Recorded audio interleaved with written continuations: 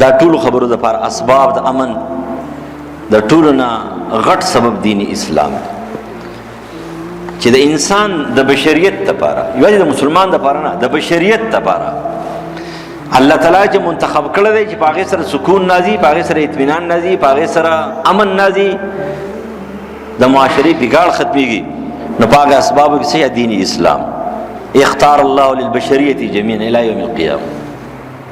علامه ابن قیم فرمایي د قیامت تر ورځې پورې دا الله منتخب کړی د بشریت لپاره. هغه سره دا دی اليوم ومن احسن من الله حکما لقوم یوقنون.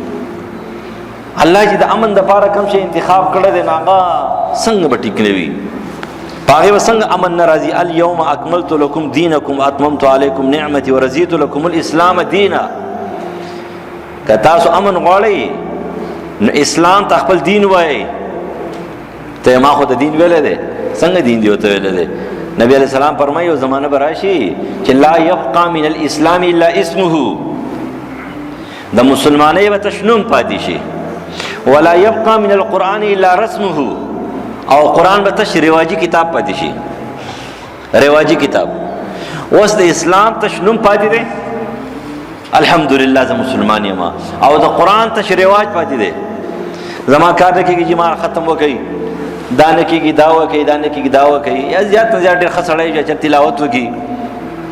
یا ډېر ښه سړی چې چېرته لفظي ترجمه وکړي، یا ډېر ښه سړی دی چې هغه د قرآن ترجمه او تفسیر واوري، په هغې باندې ځان پوه کړي. لیکن د دې نظریه، د دې عقیده، د دې قانون، د دې عمل هغې ته څوک جوړ دي؟ هغې ته څوک جوړ نه دي. هر یو سړی چې کوم دی نو 1% مسلمان چې کوم دی نو هغه دې ته جوړ نه دی. او کم خلک چې ورته دا خبرې کوي نو خلک یې بدي شي. خو لیکن قرآن وایي چې امن غواړي، سکون غواړي، اطمینان غواړي، نو اسلام خپل دین او خپل مذهب جوړ کا. او د عربو حالات ته وګورئ. علامه ابن قیم رحم الله فرمایي چې ولې ستاسو نه عرب هیر دي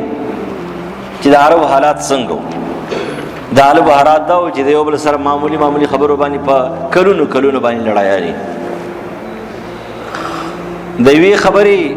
د معمولي غوندې خبرې جواب په سختې خبرې او د سختې خبرې جواب په توره باندې ورکول، او ژوندی لوڼه خښول خو د هغوی طریقه کار و فخر و.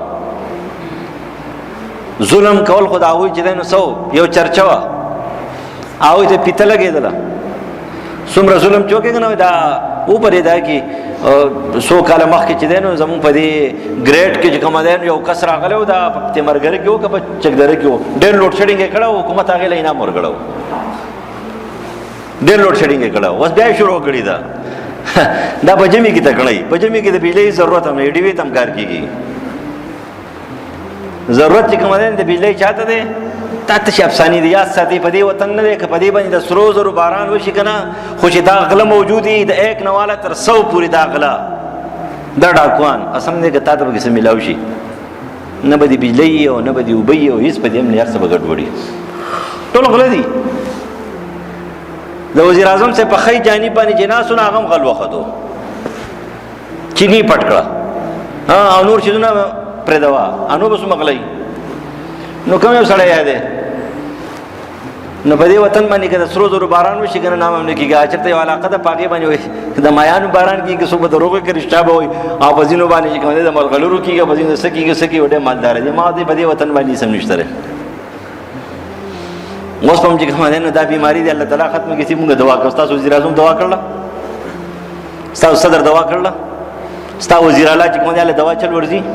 ستا له ګورنر له دوا چل ورځي، ستا د ایس ایچ او له دوا چل ورځي،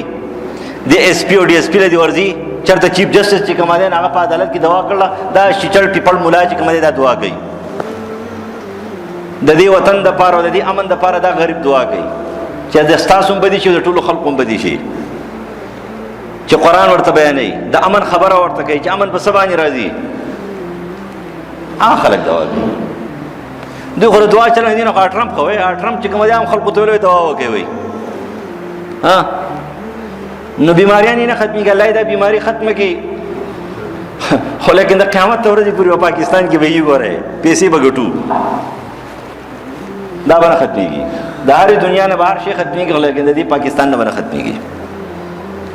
نو اصل خبره دار چې دا ټولي خبرې دا ټول پریشانیاں چې ختميږي دا پسې چې ختميږي په دې باندې ختميږي دي عربو پریشانیاں جوړې کړې وي نو قرآن ته وایي چې اسلام هم قبول کو وي واذكروا نعمت الله علیکم اذ کنتم اعداء فالف بین قلوبکم فاصبحتم بنعمته اخوانا. مسلمان چې کوم تیار نه دي بار بار د کوم یو سړی د شریعت نه چې کوم د انکار کړو دلته په دغه قضیه کې موږ ناسو د ترور نه انکار کړو او بیا چې کوم ده نو په جنازه کې ما تقریر کو په حقوق باندې او دا غي نه پس را پاسې ته ماته وای وای عزت دي زما د زړه یخ کوه ما ویلا چې بس یار بس زما دماغ ډېر خراب شو ته خپل دی یو سړی مشر کلی غزر د لاس تمونی او ما ته پیو شو جو سړی کاته خرابي وای تا خبرو یاره کمال تا پرون دلته په جمعات کې سویلا مونږ هم دغه شان دیو په قرآن کې نو په قرآن کې اورو د مولانا اورو او چې بیا لګه خوشو کنه یو ته جوړ نه یو تیار وته نه یو او د بل مسلمانې جوړول کې پلانکې دا چلولې ده کې یاره کنه پلانکې کې کېو کنه کې ته وکا ته مسلمان شه نو ورته وایي تاسو ته پته نشته الله تاسو باندې احسان وکړو چې کله اسلام د تاسو خپل دین وایو تاسو د زونه نفرتونه لاړه په جزیرة العرب کې څوک نشو ګرځیدل تاسو ته پته را جزیرة العرب کې د دې ځای نه تی مرګري پوری سفر چانه شو کولای چې کولو نه په قافله کې بدلا د قافلې نه بغیر به لوټ کېدل لیکن بیا هغه دور چې د عمر فاروق رضی الله دور خلافت ته نو د صنعاء د یمن نه چې کوم د حضرت موت پوری یو شاه سوار چې کوم در روانه ده او زیورات او کالیم ور سره دي خو چې کله تاسو ته شو چې تاسو راځي په دې لار باندې سو سیاره مروا او قسم دې چا برم کته دي چا برم کته دي ولی قانون نافذ او امن ناغلو حاکم اسلام چې د امن د پار راغلی هغه ته خپل مذهب ویلو هغه اسلام ته خپل مذهب ویلو نو قرآن ورته و چې تاسو مين کې مینس کې مینه پیدا شو واذكروا اذ انتم قليل المستضعفون في الارض وای هغه ورځ د نه راځي چې تاسو ډېر کمزوري وي په دنیا کې ریدلې تخافون تخطفكم الناس چې خلق مو تختی نو فآواكم وأيدكم بنصره الله تعالی تاسو لپاره امداد درکو تاسو ته طاقت درکو ټیکانه درکړه په سبانی دا باندې چې تاسو اسلام ومنو